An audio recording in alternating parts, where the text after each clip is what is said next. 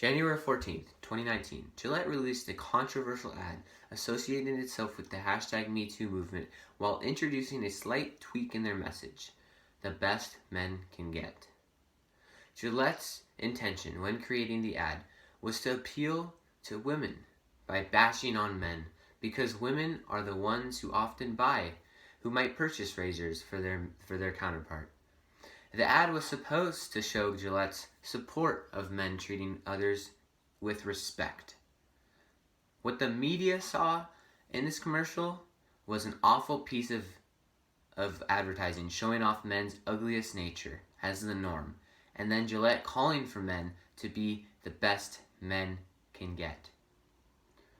While the media outrage surrounding this commercial focused entirely on the gender lens and how men are portrayed as toxic, after reading The Gender, Race, and Class in the Media, a critical reader by Gail Dines and Jean M.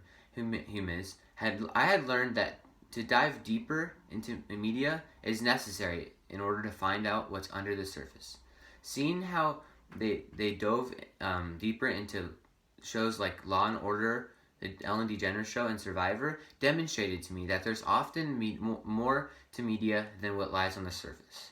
Because of gender's obvious nature in this commercial, I decided to look for another possible lens to examine this media with while watching the ad. As it turns out, the class lens reveals Gillette only represented the middle to upper class, men acting out of pocket towards women, and members of the LGBT community. And in many ways, the only representation of the lower class seems random and forced. The video starts off showing the ugliest side of men, depicting men wearing collared shirts, doing various disrespectful things towards women and members of the LGBTQ community. After various alarming clips of this, a news reporter is shown reporting on rape allegations, and then the voiceover says, "But something finally changed." The commercial then transitions to nice-looking men in front of their bathroom mirrors at home, pondering at what it means to be the best a man can get. The ad continues with more professionally dressed men who are revealed to be holding others accountable or standing up to the toxicity. In every instance, the man appears to be from well-to-do backgrounds, until there's a short, blurry clip. Is this where their inclusivity is supposed to come from? Is the viewer supposed to think, "Oh wow, they really represented people from all walks of life in this commercial. And wow, we all need to step up and become the best men can get." After showing clip after clip of men in comfortably wearing button-downs saying things like, "Boys will be boys," how can one short clip of some African Americans shaking hands represent the third lower class? Did they throw it in at the end because they realized that they needed to mix up the ad so heavily relying on the middle and upper class? If so, why did they have to use a clip of African American men gathered in a run-down neighborhood? Attempting to portray the lower class in this way was tasteless and disrespectful to the African American people, not to mention hurting the company's commercial as a whole.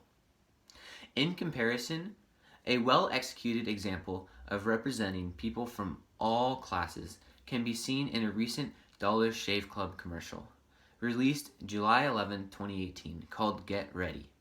This commercial was aimed at no specific gender or type of person and focused on inclusion, with its outlandish actors depicted getting ready so that no viewer could feel left out or marginalized. In this commercial, men from all sorts of backgrounds are depicted getting ready, however they best like to get ready, with no sort of narrated judgment in the background, just good old-fashioned, unbiased filming. As you can see in the ad, the viewer can see various people, such as a drag queen, grandpa, father, and young adult, all going through their morning routines. Additionally, you can see each routine is different, with men shaving all parts of their body areas. Unlike the Gillette commercial, men from many different backgrounds and classes are depicted getting ready for whatever they have planned next. Because the ad isn't dominated by the middle or upper class, the audience can feel at home when viewing this ad. Looking at this video with the class lens contrasts so well to Gillette's because the Dollar Shave Club demonstrates that a clean, inclusive, non-political or class-oriented commercial can be made and produced while still advertising a shaving brand.